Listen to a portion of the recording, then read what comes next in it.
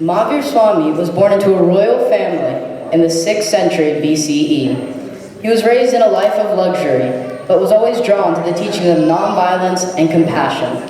At the age of 30, he renounced his wealth to pursue a life of self-discipline. He spent the next 12 years wandering through the countryside, meditating and practicing self-denial. Finally, at the age of 42, he attained Keval Gyan. He then spent the remaining 30 years of his life teaching others about the path of liberation and moksha. In his time, Mahavir Swami had dozens of teachings about Jainism and human nature, and some of his most significant ideals include anekantvad and ahimsa. His principle of nonviolence is about the various ways that we shouldn't harm others. It has various aspects, and we are aware that mental and physical violence can result to mental stress and disdain. In other words, nonviolence means to have compassion towards all living beings. Furthermore, ahimsa is nothing but universal companionship through friendliness, forgiveness, and fearlessness. In Jainism, harming even the smallest of creatures is considered unjust, which shows how far our borders go.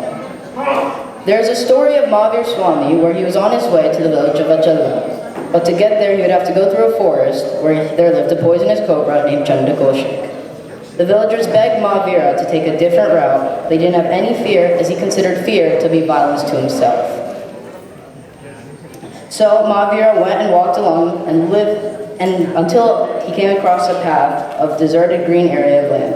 He figured that Chandakoshik lived there and stopped to meditate. Chandakoshik was enraged and decided to blow venom onto Mahavir Swami. Nothing happened. He then was more enraged and decided to bite Mahavira's toe. But to his surprise, instead of blood, milk came out.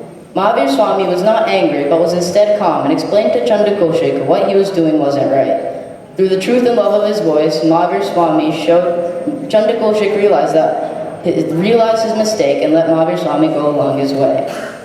This demonstrates one of the thousands of ways Mahavir Swami demonstrated ahimsa, staying calm and using morals instead of retaliating and harming Chandakoshik. Another important ideal Mahavir Swami had was anekantvad, which is a theory that says truth has several dimensions and facts are only a reality if it is viewed through that perspective. Say I tell several painters to paint a large mountain. They would all paint some angle, some part of the mountain, but they wouldn't cover it entirely. This sums up the idea that no specific statement can sum up the whole and absolute truth. We need to be able to understand the fact that no matter how much we see or understand, there's always another side, another perspective to things.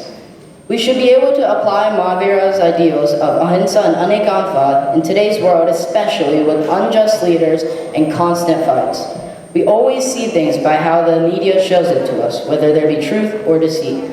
This makes now a vital time to start using these ideals, treating every individual being with utmost respect and seeing their side and perspective to things. Because once we start doing that, a lot of unethical and erroneous things will start to be corrected and we'll be set on the right track. Jai Janan.